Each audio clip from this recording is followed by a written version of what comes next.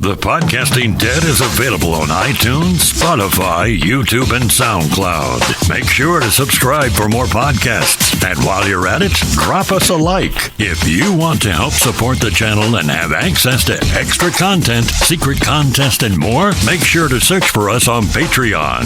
Patreon.com/thepodcastingdead. Time to get weird on a Wednesday. I'm Justin. I'm JP. And we're the Podcasting Dead. We podcast about a little bit of everything from entertainment to the paranormal to wild tinfoil hat theory, conspiracy talk, down to drinking and having a good time. So if you like podcasts and you like variety, make sure to check out our channel. Also, as mentioned on that snazzy intro, you can check our Patreon out, patreon.com/thepodcastingdead. But for now, we are talking Weird Wednesday, and we're switching gears. I think the last few we've talked about more paranormal stuff, right? Yeah, we have, and this one this one's taking it back to the conspiracy side of things. A little bit more so. It has to do with things going on in the world and somewhat perhaps above our world, and we're going to get into this. And just a brief disclaimer to all of our longtime listeners, new listeners, people just stumbling on, won't care, but that doesn't matter. But, in the past, we've done podcasts touching on like space fraud and flat earth and stuff. And I'm going to get into the story, but just keep in mind, again, longtime listeners, that I haven't changed my stance on any of that stuff. I'm still stuff that intrigues me. Still a flat earther. But this is just an interesting story that I've been, getting threads on and what have you. And it has to do with Comet Atlas that towards the end of May is going to be going past the planet. Now, this is a comet they just discovered in December of last year, and it's like half the size of the sun. I think they said it's like 8 times the size of Jupiter, so 5, something like that, like 5 Jupiters in one comet. And Jupiter is how many Earths? I mean, Jupiter is massive. I think I might have got that. It might be like 10 Earths to a Jupiter, 4 or 5 Jupiters to this comet. I don't. Holy, so it's that big. I think Jupiter is actually a lot bigger than. I think it's like 8 Jupiters to a sun, 2 Jupiter. Jeez, man, I can't do this. I'd say it's confusing, but long story short, this thing is bigger than Jupiter. It's big, man. It's a lot bigger than Jupiter. And pretty much everyone's saying that when it does pass, it's going to be like 72 million miles away, which is like several times the distance from the moon to the Earth is from us. But there's a lot of people out there, man, saying that basically the coronavirus was engineered and released to kind of make the populace docile, get them, put in their places. You're staying in your home, you're kind of accepting a form of martial law in a way, because a lot of people are thinking that this comet's going to come a lot closer to Earth, not like hit it, because there wouldn't be a hit. It would just obliterate. Right, it would be space dust at that point. But a lot of people are saying it's going to come close enough to where like the gravitational energy or whatever is going to basically knock the Earth off its axis. It's going to be a cataclysmic event.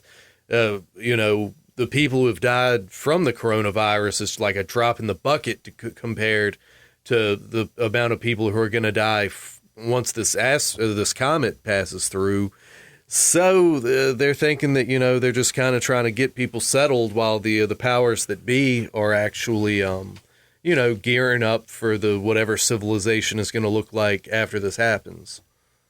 So if it knocks us off our axis, forgive my ignorance, but what does that entail? I mean, are we talking like power outages or, then again, I know that's a dumb question, but what happens if it knocks us off our axis? Well, keep in mind, this has never happened, but you've got to imagine, weather is going to go crazy, tectonic shifts, tides, there'll probably be tsunamis, and this is assuming no one really knows. It could decimate life on Earth as we know it.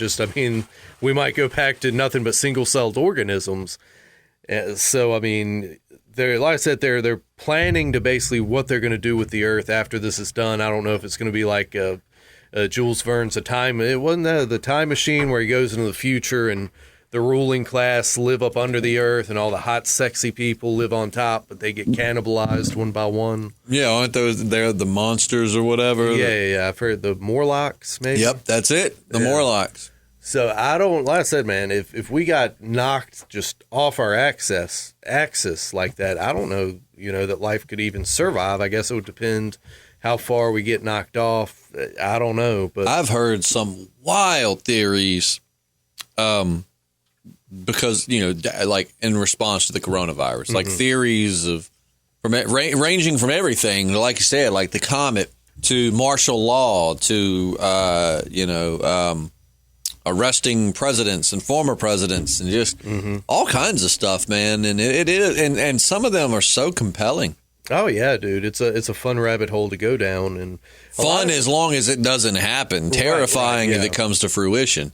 No, I've even read that certain higher ups in the Illuminati actually it's like they summoned this comet to the earth using black magic, devil worship, Jesus Christ, blood sacrifice, stuff like this. I don't buy it. I'm not saying that the upper echelons don't do weird shit like that, but I don't think you can summon a comet like that. Maybe you can. Who knows? I don't know. I hope not. Yeah, for real. But they just want it to come and cleanse the earth, so to speak, throw the world into disarray, Noah's Ark kind of thing, and so then they can just kind of remake the earth as they see fit. Is there any biblical, and for any listeners, if you know the answer to this, let me know. Is there any biblical prophecy that would fit in line with the effects of a comet passing that close, or a comet of that size passing at that distance? Like, what it would do to us? I mean, what are the four horsemen of the apocalypse? I mean, you got what, like pestilence, famine, war, famine. What's the other one?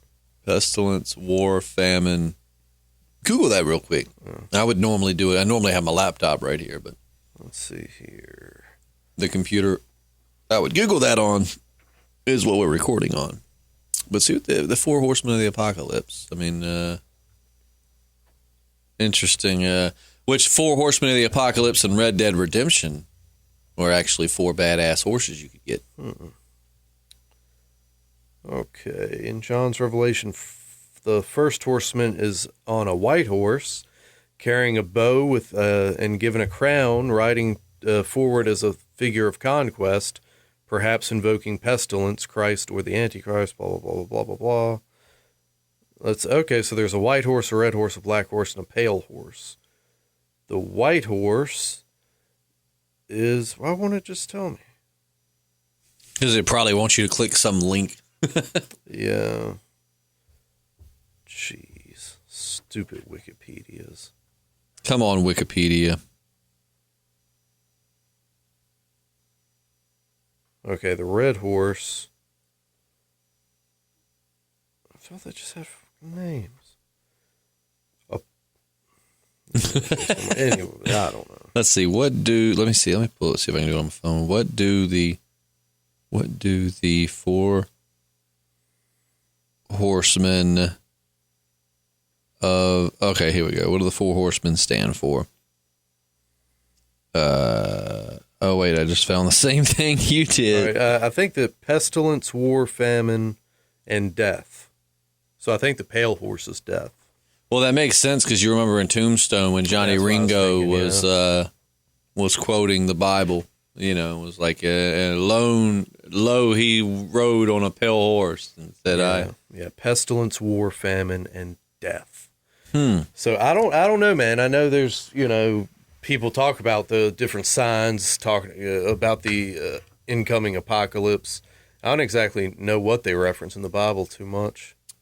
Yeah, let us know if any. I mean, because the thing is, I feel like the apocalypse predicted in Revelations is just so broad. Everything fits with it. You know what I'm saying? Like I feel like every time something big happens since the day Jesus ascended to heaven, I feel like every day since then, every time the sun looked a little bigger than it should have been, it was a sign of his return. You know what I mean? And I'm not mocking anything. I'm not saying, what I'm saying is that Y2K, Jesus was coming back. 2012, Jesus was coming back.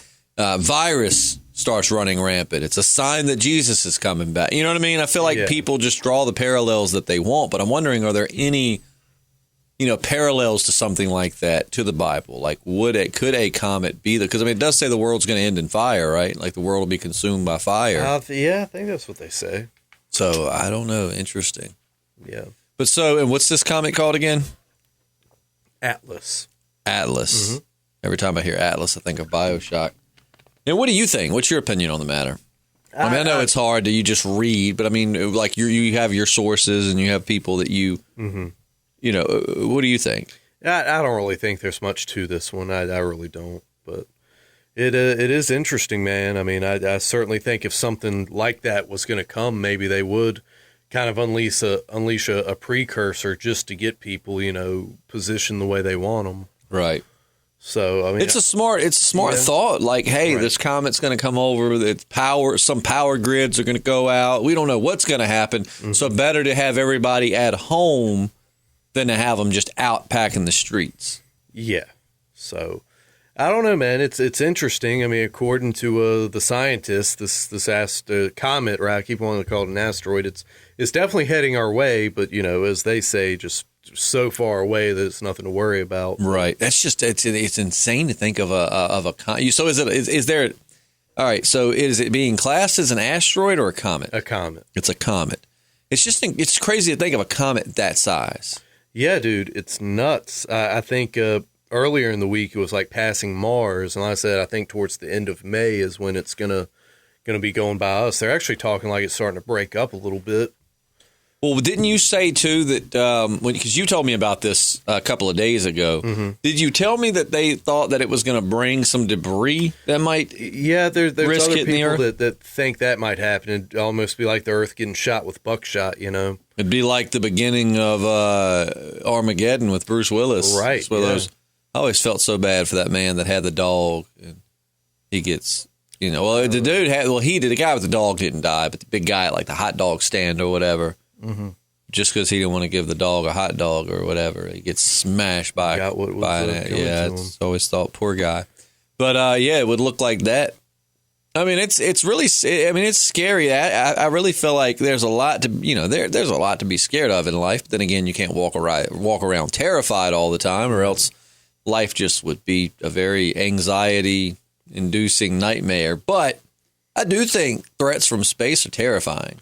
Oh, yeah. I mean, what could we possibly do against something like that? I know smaller space bodies, they say that you could possibly redirect, but I mean, you can't redirect something like that.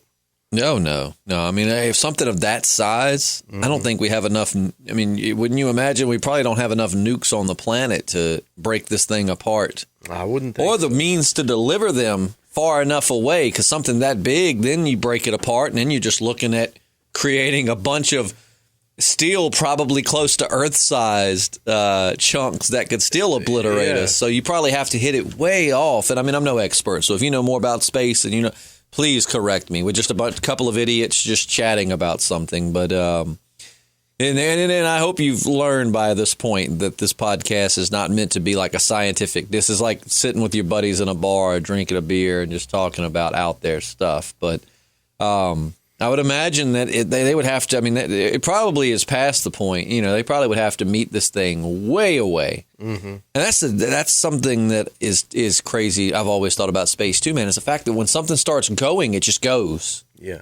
Like there's nothing to slow it down. Mm-hmm. I've read that there is gravity in space, despite popular belief. However, it is very, very minimal. You know what I'm saying? Right. Because I've heard you don't actually float in space, that everything is just falling. It's pretty much what it is. It's not like you're just floating in the ether. Everything's just constantly, because the universe is constantly expanding. Please correct me. I used to, believe it or not, and kids, you'll learn this, any of our young listeners, as you get older, you really start forgetting shit. And it gets really annoying, because at one point, you used to just be this hub of useless information or stuff that no one else cared about. Now, as you get older, you used to could spit these facts off and someone would be like, no way, Google it, and be like, damn, you knew your shit. Now I'm sitting here like, I think I read one time 12 years ago but I had read something about that, everything's falling. Like it's, not like free falling, like, but it's just all, Mm-hmm. But it is crazy to think that, like, imagine that it's coming at this incredible speed and you break it apart. Bam! Right. But those chunks that fly at us, it's not like the Earth. They're not going to lose speed. There's nothing there. Unless they hit something, there's nothing there to slow them down. That's why you have to have reverse thrusters and things like that in space, because you would just fuck. That's like with, I'm sure you've seen Gravity, right? Yeah, oh yeah. Great movie, man. Oh, yeah. Very claustrophobic feeling. Had me kind of. Yeah, dude. I used to think some people would be like critics and people would exaggerate when they would say the movie had me just like trying to catch my breath, blah, blah, like, oh man, no, this movie really had me at points where I'm just kind of like feeling like I'm struggling to breathe. But, you know, that was the problem with like George Clooney's situation. I mean, once you just start going in one direction, that's it. If you don't have any way to reverse your trajectory or to something to stop you, you're just going to continue in that direction forever. So, I mean, it's a scary thought, man. And really, like you said, what can we do about it? Nothing to my knowledge. Didn't you tell me, was it in that same group of texts when we were talking about this, that's why supposedly Trump created Space Force is to combat this? Yeah, there's some there's some talk about that as well. But like I said, something that big, man, I don't know how they would even go about that. So it's like I said, it's a scary thing, and it's heading this way. But when is it supposed to pass by us? Do you have a date? I don't know if they give an exact date. Like I said, it was at the the end of May, from what I saw. You had told me, and it'd be cool. Now this ain't something. Again, it's far out there, so we don't know. We don't know what we'll be doing that day, what will be happening. But if we can, we were talking about maybe doing like a live stream cast the night it was passing by, right? Yeah. Or the day it was passing by. Yeah, if that's feasible, that would definitely be a cool thing to do. I'd love to be like up on a mountain or something. But oh man, yeah, we could go camping. I know the whole social distancing thing, but we work together, so I mean, you and I could go camp.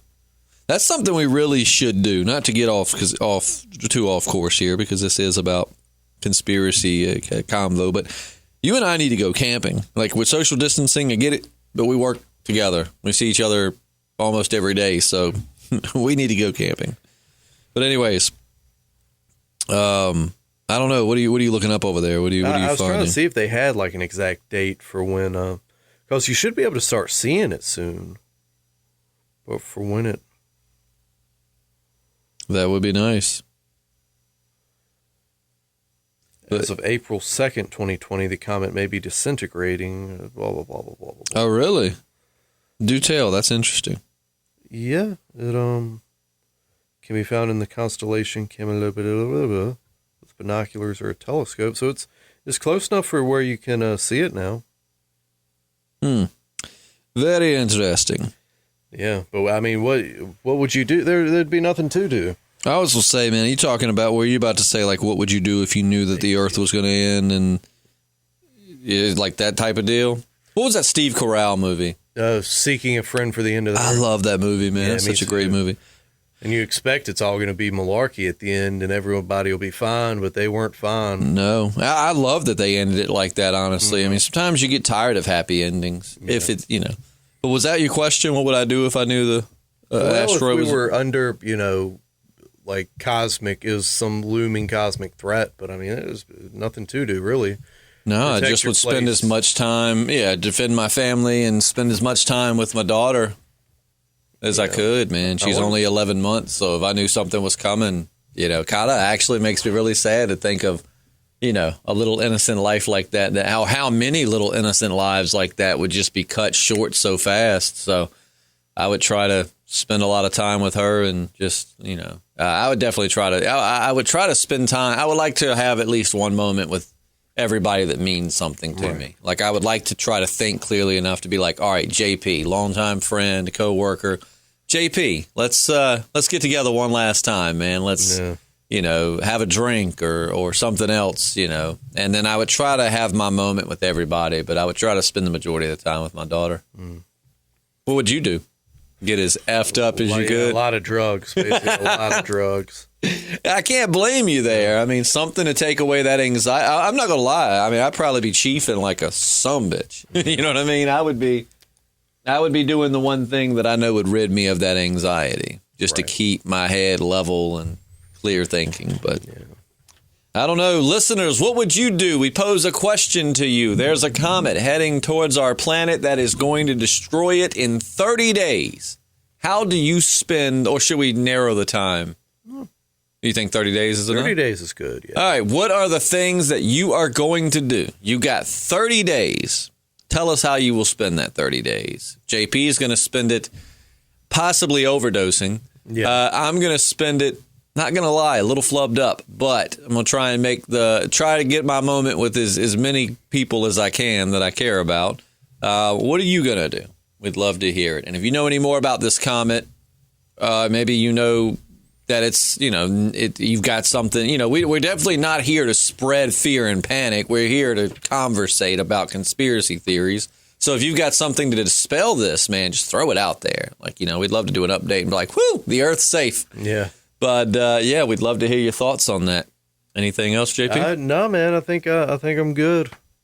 All right. Well, let us know, again, what you'd do if you had 30 days until the planet was destroyed by a flying rock. And we'll talk to you tomorrow on the Patreon, Sunday night. No, we don't have a Sunday night podcast. Maybe we can replace that for the time being. Well, no, when does The World Beyond start? I don't even know, man. We might be on live Sunday night. Maybe Thursday we could do a Thirsty Thursday live stream. Maybe so. But we'll see you really soon. How about that? Yeah, sounds good. Just make sure to subscribe to our channel so you can keep up with what we're doing, and we'll talk to you. Yeah. I'm Justin. Yeah, I'm JP. We're the Podcasting Dead.